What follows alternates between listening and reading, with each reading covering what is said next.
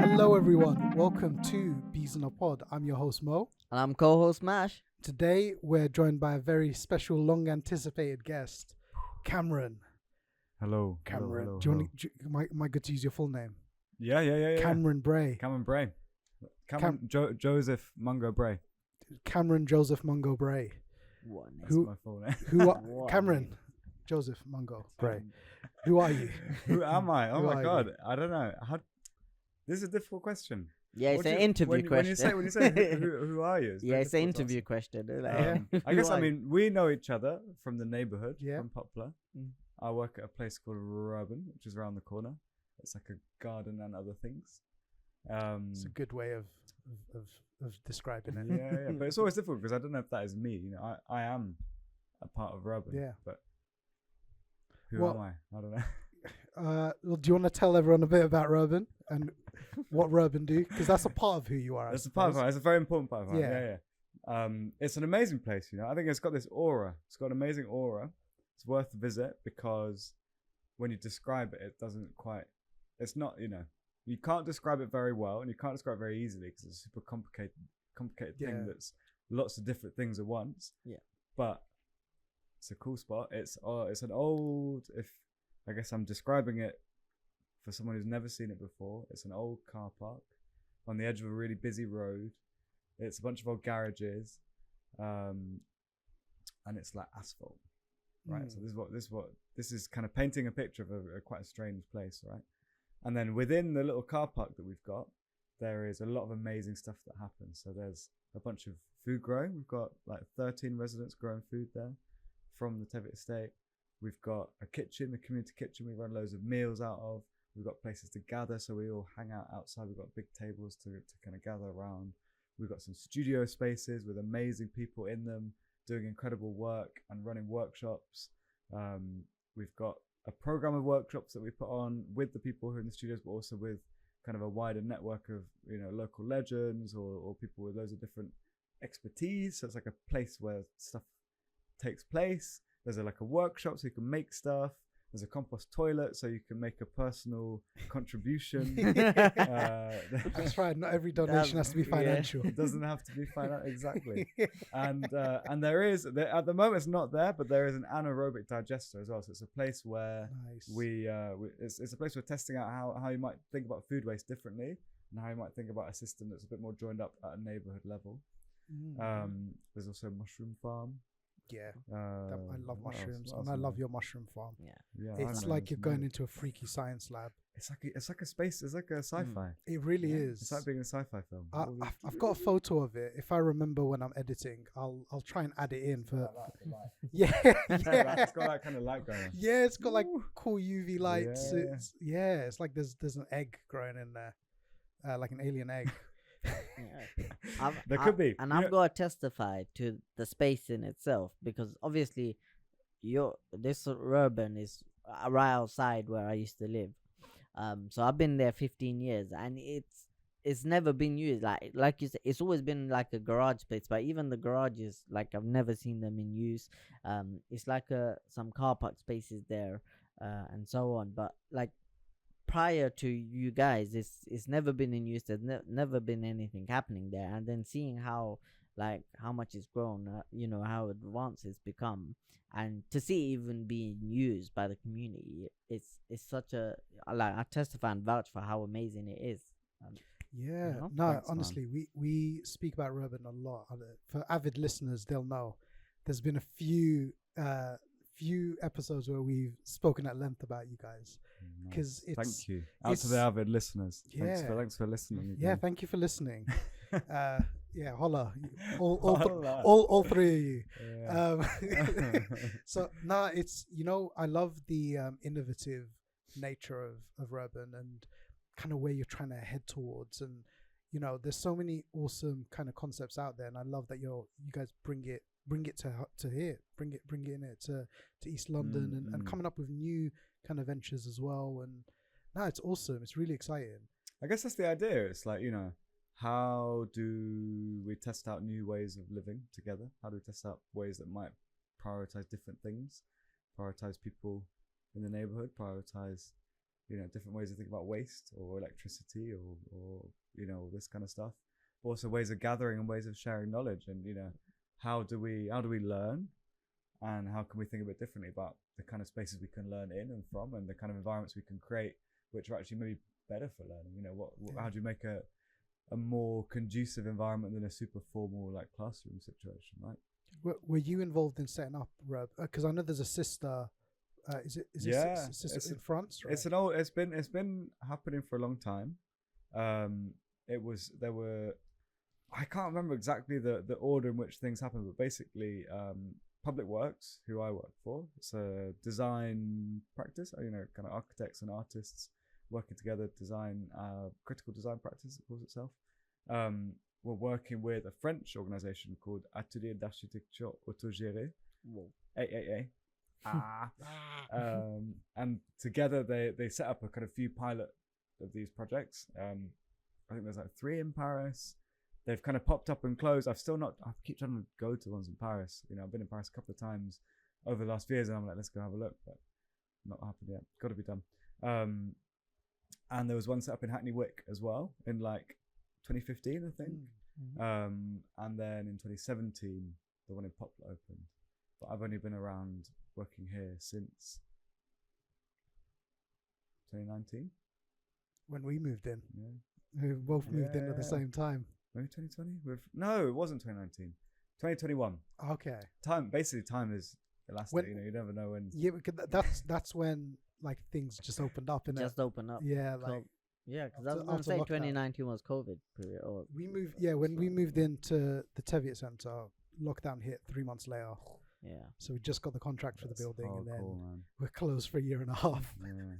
Yeah, we had a bit of a weird. When I first started working, it was kind of weird because it was in that COVID moment. Yeah. And we were like, okay, so like we became part of this amazing project, which you guys were involved with, and which it's like, I don't know, one of the most amazing things happening in Tower Hamlets at the moment, the Just Fat project. Yeah. With the Women's Environmental Network.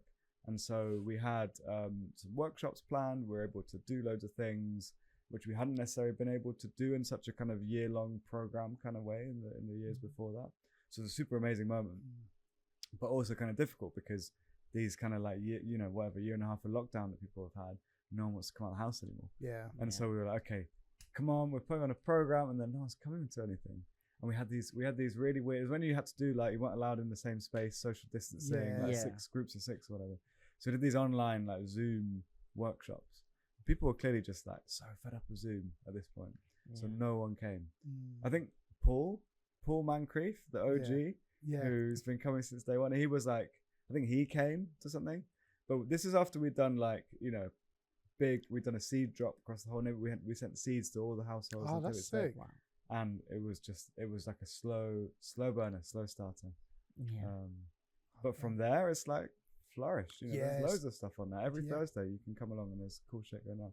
Yeah, it's okay. Cool stuff. It's okay. We'll add a buzz in. Sorry, bees. Cool. Cool bees going down. So what's your origin story? Well, what's your background? The villain origin story. Yeah, like why? What's the story? How did you get here?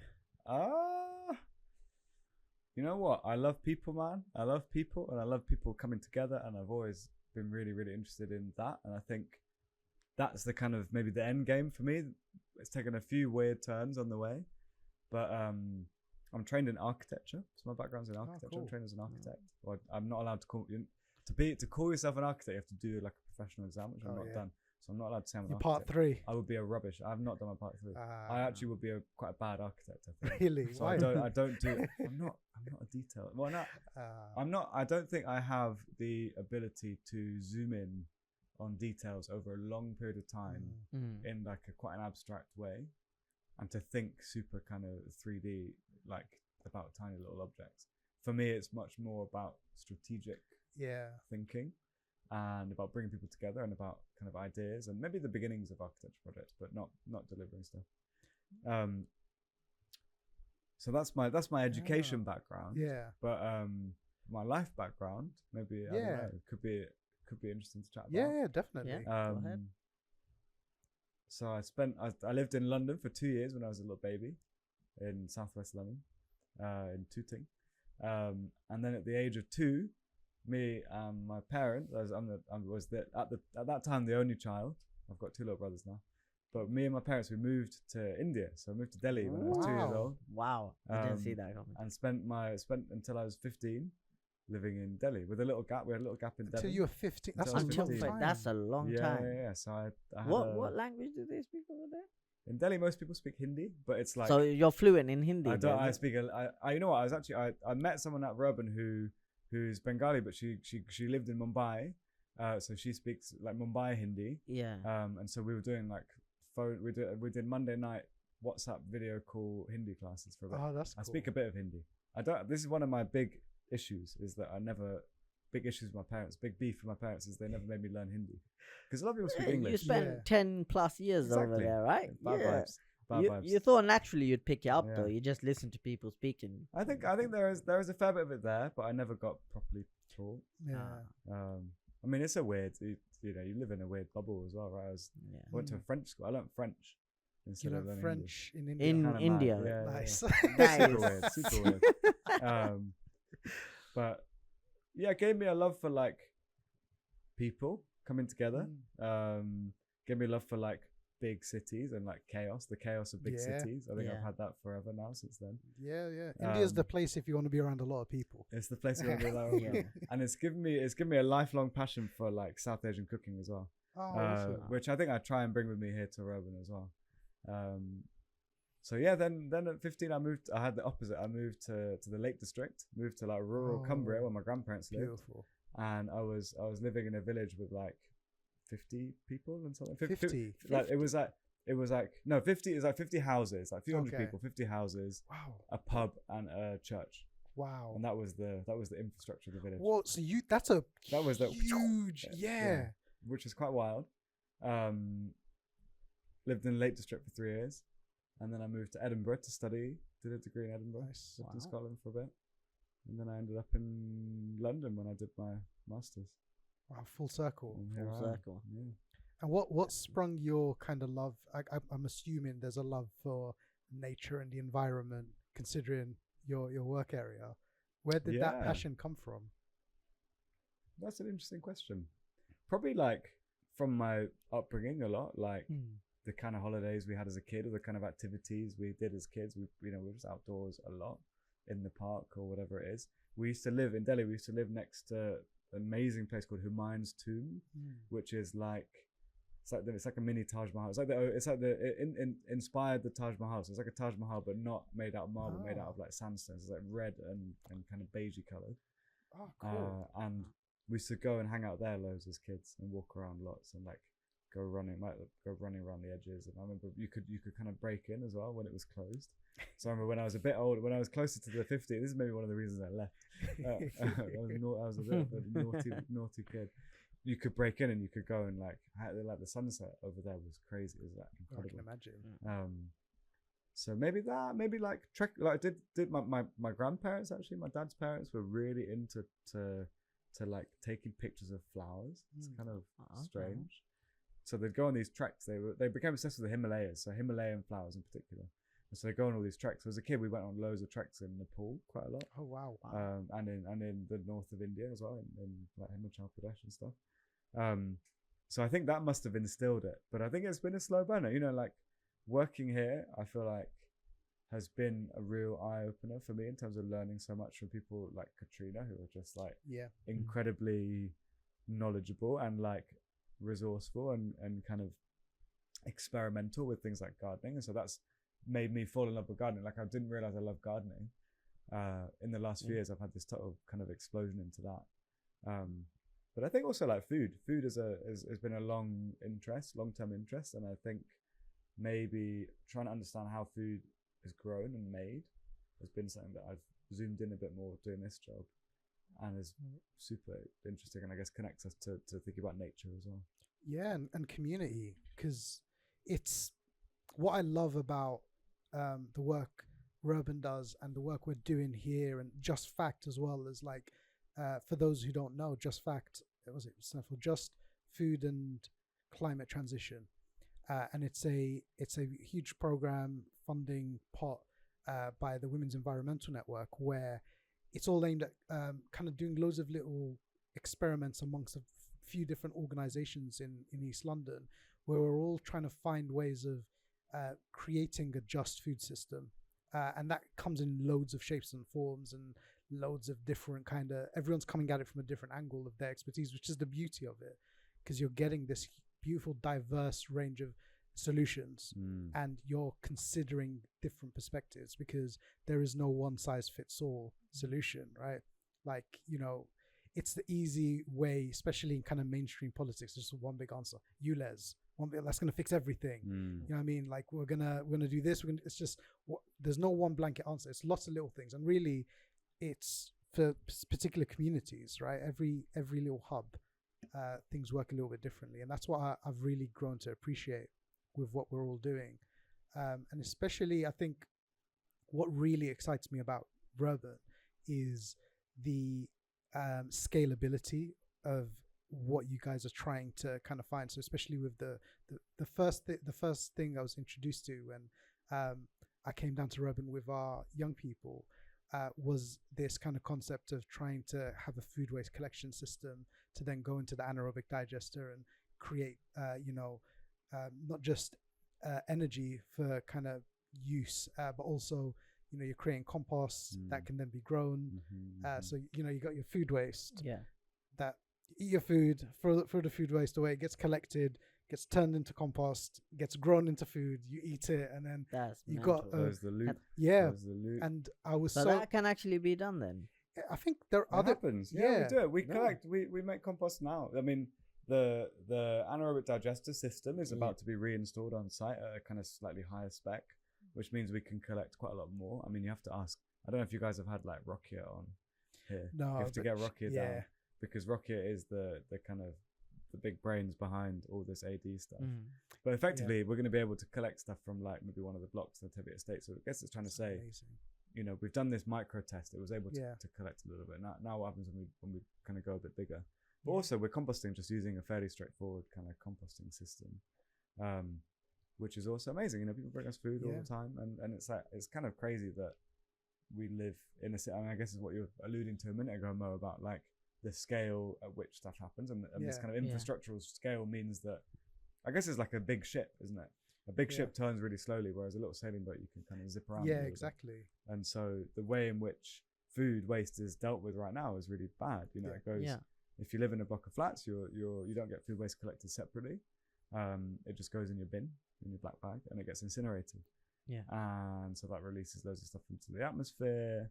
It has to travel really far away. I mean, there's all these interesting layers to this stuff, like the places where they process the stuff, even have a basically the impact on the local area around that is pretty messed up, because it's this huge kind of waste infrastructure. So I guess it's trying to say, what if we rewire a lot of the systems that we use to live, the infrastructures that pin up how we live, and we think a little bit more resourcefully and creatively about how that could happen. It could have a benefit, rather than being this thing that's super messed up process.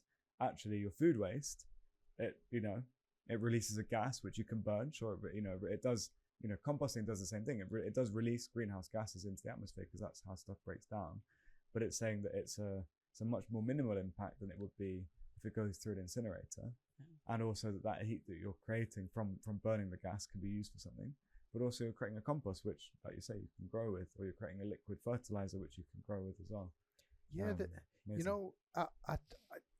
I've always wondered whether there is a reason why we have kind of neglected building a food waste collection, kind of effectively recycling the food waste sort of system, versus like how much effort we've put into actually kind of we've got great recycling infrastructure, and from what I understand, and correct me if I'm wrong, but in terms of positive impacts for the environment, surely dealing with food waste will have a greater sort of impact in terms of how much you can use.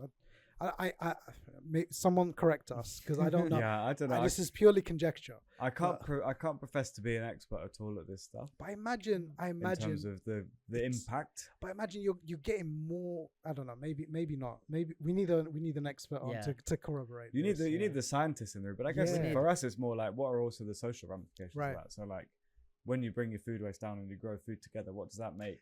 Yeah. You know, what impact does that make on the neighborhood from a social perspective? I think that's a lot of the Just Fact stuff as well. Yeah. Is saying like actually a thriving food system is one where people support each other, and where a lot of the knowledge that already exists in a neighborhood is celebrated rather than ignored. And you get people out of their shell as well. Like that's the point of it. Sure. You realize how many talented people are sitting around at home that have like so much experience and knowledge of certain things, topics that they'd probably love to talk about, discuss, but maybe they're just pending at home. Maybe they're not as social or socially comfortable to get out of their spaces. But then you have things like this which enables them to come together and talk about something that they're really passionate about. And then all of a sudden, next thing you know, you got a whole group of people coming together and discussing these things, discussing ideas, and you just get a lot further. You go a lot further. And you compare notes, I think, right? Yeah. It's like there's, you know, different ways of growing things, different cultures have different ways of growing things. And when you assemble a group of people around a table to discuss that, like people know stuff, you know, again, you know, relating to this teaching question or this, you know, education aim of the project. It's like, it's not saying that it's trying to reverse a little bit the way in which we think about how we learn, because there's a hell of a lot of knowledge out there that needs maybe a moment to come together for, you know, for people to feel comfortable to share it. And maybe it needs, I think it's like linked to the ways in which people have been ignored or not felt valued in society. And I think there's, you know, big systemic issues that have, you know, created that condition. But it's trying to make space for that to come out and to thrive. Has there ever been like a moment or a series of moments that's kind of really inspired you in the work that you're doing? And inspire meaning whatever you want it to mean, like inspire you to kind of keep doing what you're doing, inspire you to do something new, inspire you to see the world differently, to see something differently. These questions are difficult because then you're on the spot. You're like, oh my god. But I guess for me, it feels like it's been meeting some of the. I guess a big inspiring reflection for me is that something that I think has happened through the project, which I think I'm probably the most proud of, is that people like the place that is Rurban doesn't feel like it's got an owner or a boss, and people come to Rurban once, they'll come to a workshop, they'll learn something, they'll be really interested in something, and then they'll come back a week later with their like kids, and they'll come back a couple of weeks later with their sister and their sister's kids, and everyone becomes a host. You know, that they'll be then hosting their sister. They'll be there saying, come along. Or like, you know, there's quite a big network of homeschoolers who come along and they'll invite each other, and again, they'll be like, oh, come along, this is the place, this is our place now. And so it has this quality where people feel a sense of ownership of it, and an ability to feel welcome enough and to feel that it's a space where they can invite people to come to. And I think that feels like a big inspiring thing for me to have that. And I think to have met the people who I guess started off like that, and now, you know, 2-3 years later are like absolutely integral to the day-to-day running of the project. So, you know, Katrina, who I mentioned, or someone like Alia, or someone like Nori, someone like Alani, who, you know, Maud and Linda, Sunnyja, the people who are there, you know, week in, week out, who were strangers not that long ago to me, and, you know, we're mates now, and that's quite amazing. It's beautiful, and you do get that sense when you go there. Even your kitchen, the people's kitchen, right? I love it, and being able to for people to have access to that, it's such a special thing, because it's not the case. Like, you don't have this everywhere. I think we're very fortunate, because I live in Bethnal Green. I know there's a lot of stuff going on there, but it's not as kind of visible out there. I don't know how accessible. I've lived there for a while, and I've been trying to explore, trying to find things that are happening, and there's nothing like what we're doing here in Poplar.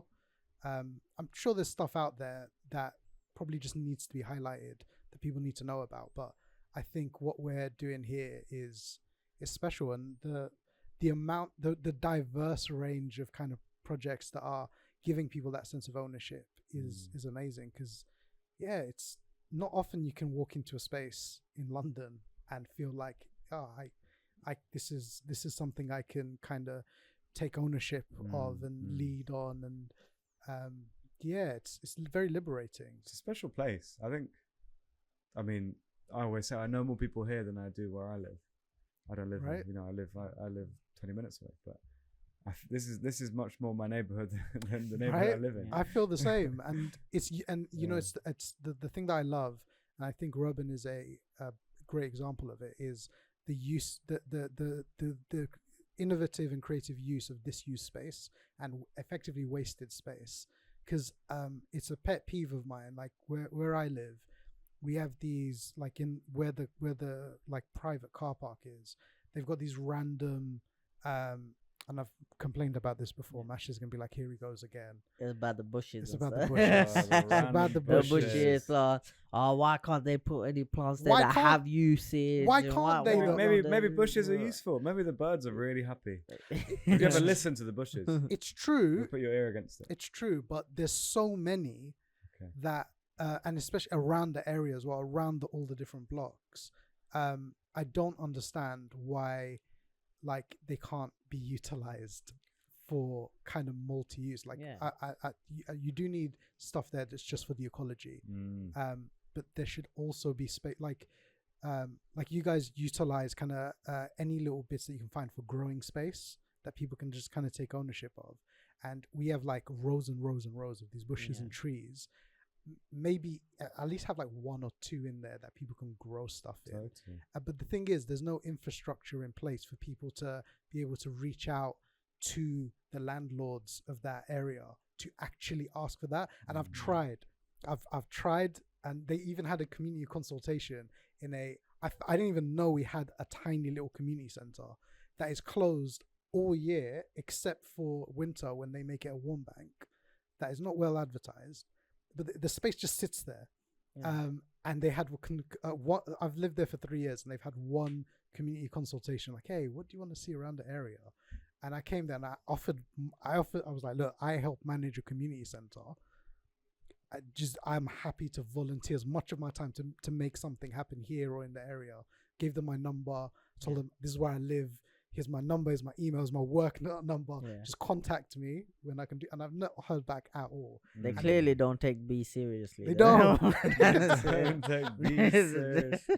But it's, I think that's the crux of the problem, is you can't, because for us to be able to do stuff like this, we need to be able to contact those in power that have the ability to make this stuff happen.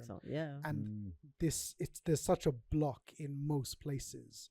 That you can't access that kind of power, or even like build up a community kind of demand to ask for it.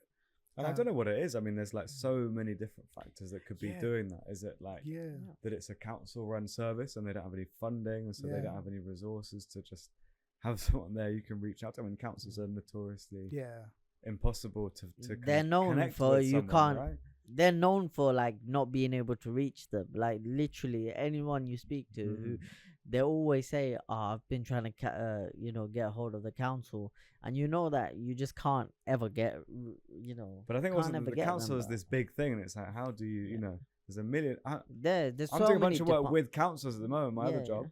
I still don't understand how they work. Yeah. There's all these teams. And so they're like, so you want to have this team, you don't want to have this team. Yeah. And the teams don't speak to each other either. No, so it's they not don't. like it's one organization. So, even what I'm like with any associations, they have departments, right? So like, for example, you can get like in one department, you probably get to speak to them all the time. You get to know someone, but they may not be the kind of people that you actually need. You need someone else from the other department, and then they're a ghost, so you never get a hold of them. And I think that's similar to the council. It's like one department will be really good, really responsive, but that they're not really in charge of what you're kind of after, what you're looking for, even about the unused spaces, things like that. You don't know who's in charge of that or who you can get in touch with. And this is the thing that makes the case for communities having like power and control over stuff, because when a community runs stuff, that it's clear, like the decision makers are these people, and they live around the corner, they're on your doorstep and you see them there. I think there's in terms of the management of assets, of like public assets, community centers. I mean, you guys are a case in point, right? Community centers or like a car park or whatever. I think when you've got an organization that is a smaller organization, not this big machine of the council that's running stuff. I mean, it's weird because it's like at the same time like a weirdly neoliberal argument, isn't it? That the council shouldn't be running stuff. Yeah. But actually, there's a lot more agility and a lot more local relevance when you let communities control stuff. Effectively, there needs to be a hyper localized kind of devolution. Totally. Like power needs we've gone to a point where local councils have a lot more power, which is great. Because again, they can make local decisions, but then there's that next layer down because like boroughs are all different shapes and sizes. Tower Hamlets is huge. I mean, maybe not compared to other boroughs, but it feels massive and it is quite big and it's very diverse and everybody's like, we're in one postcode, E14, and you've got one center of it that's worth hundreds of billions. And then, you walk 5 minutes and then you've got poverty-stricken people that can't afford to eat, to heat their homes. Yeah. And the needs are going to be different. And then you walk a little bit further, and you've got people, they can maintain a decent life for themselves, and they can, just about get by. And I mean, it's so diverse, and everyone lives in clusters because that's just how things work. Those clusters need to be able to organize themselves, and they need to be able to make their own decisions. And I don't know, man. We need to bring a politician on here let's bring Jeremy Corbyn on here to spill the beans. Like, how does it work?